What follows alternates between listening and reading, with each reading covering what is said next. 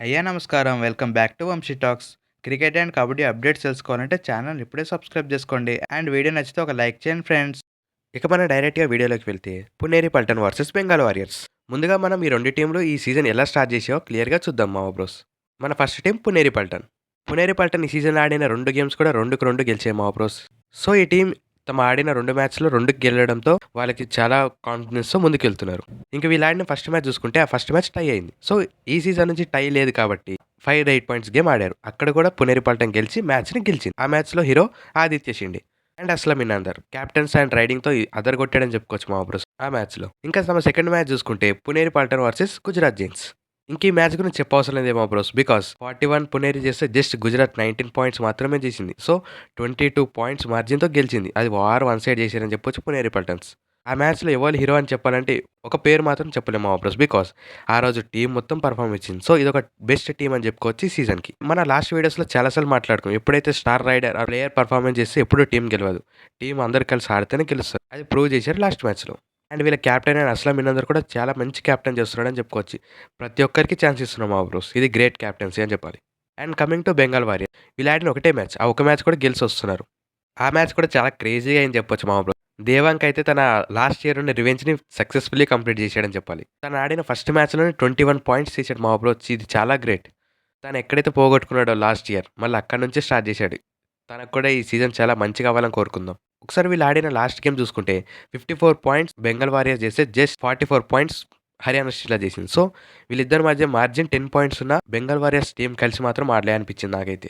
వాళ్ళ main riders అయిన Manpreet and Devan వీళ్ళిద్దరు కలిసి 34 పాయింట్స్ ఇచ్చారు మా బ్రో. సో ఇది చాలా ఎక్కువ పాయింట్స్. 54 పాయింట్స్‌లో వీళ్ళిద్దరు కలిసి 34 పాయింట్స్ ఇచ్చారు. సో ఇంకా మిగతా టీం మొత్తం కలిసి 20 పాయింట్స్ కూడా తేలి.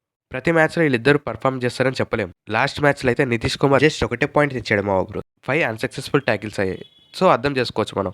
వీళ్ళిద్దరు గాని డిసప్పాయింట్ చేస్తే మాత్రం టీం గెలవడం చాలా కష్టం బెంగాల్ వారియర్స్‌కి. ఇది వీళ్ళిద్దరిది రీసెంట్ పర్ఫార్మెన్స్. ఇంకా వీళ్ళిద్దరి మధ్య జరిగిన హెడ్ టు హెడ్ రికార్డ్ చూసుకుంటే వీళ్ళిద్దరు కలిసి పీకేఎల్ కెరియర్‌లో 22 మ్యాచెస్ ఆడారు మా బ్రోస్. అందులో కూడా పునేరి పల్టన్స్‌దే పై చేయిగా కనిపిస్తుంది. టోటల్‌గా 12 మ్యాచ్‌లు పునేరి గెలిస్తే బెంగాల్ వారియర్స్ 8 మ్యాచెస్ గెలిచింది. అండ్ ఒక 2 టైస్ ఉన్నాయి వీళ్ళిద్దరి మధ్య.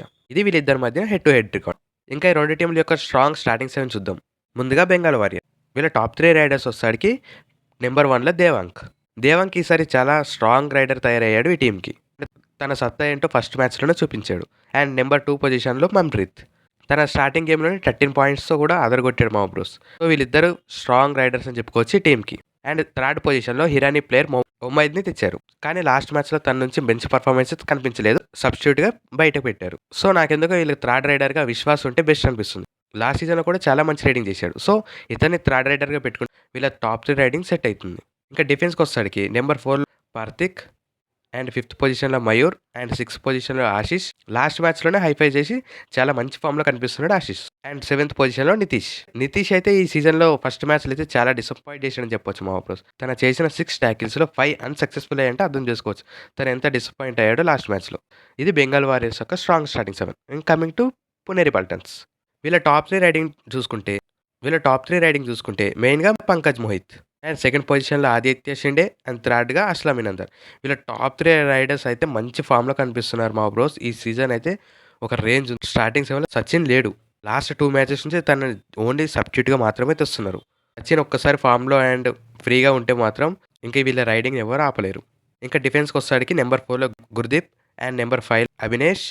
అవినేష్ కూడా లాస్ట్ మ్యాచ్‌లో అయితే 6 పాయింట్స్‌తో అదరగొట్టాడు మా బ్రోస్. అండ్ నెంబర్ 6లో విశాల్ భరద్వాజ్ అండ్ నెంబర్ 7లో గౌరవ్. ఇది పునేరి పల్టన్ యొక్క స్ట్రాంగ్ స్టార్టింగ్ 7. ఈ 2 టీంలు స్టార్టింగ్ 7 చూశారు కదా మా బ్రోస్. ఈ మ్యాచ్ ఎవరు గెలుస్తారు అండ్ ఎవరు గెలిచే ఛాన్స్ ఎక్కువనే కింద కామెంట్ చేయండి. నాకైతే పర్సనల్‌గా పునేరి పల్టన్ అయితే గెలుస్తది అనిపిస్తుంది. బికాస్ వీళ్ళు ఆడిన లాస్ట్ 2 మ్యాచెస్ కూడా టీం మొత్తం కలిసి ఆడారు మా బ్రోస్. టీం కలిసి ఆడుతుంది అప్పుడే మ్యాచెస్ గెలిచే ఛాన్స్ ఉంది. Coming to Bengal warriors. వాళ్ళ టాప్ 2 రైడర్స్ మాత్రమే ఆడారు. సో చెప్పలేం. వాళ్ళు గాని ఒక్కసారి ఫెయిల్ అయితే టీం మొత్తం కోల్పోతుంది. నాకైతే పునేరి పల్టన్ 70% అండ్ బెంగాల్ వారియర్స్ 30% లెక్క కనిపిస్తుంది. ఇది మా బెంగాల్ వారియర్స్ అండ్ పునేరి పల్టన్స్ యొక్క ప్రివ్యూ. ఇందులో ఇంకేమైనా మీ స్టార్టింగ్ 7లో చేంజెస్ చేయాలనుకున్నా కింద కామెంట్ చేయండి. ఇక్కడి వరకు వీడియో చూసినందుకు thank you so much. Please subscribe and like the video. Thank you.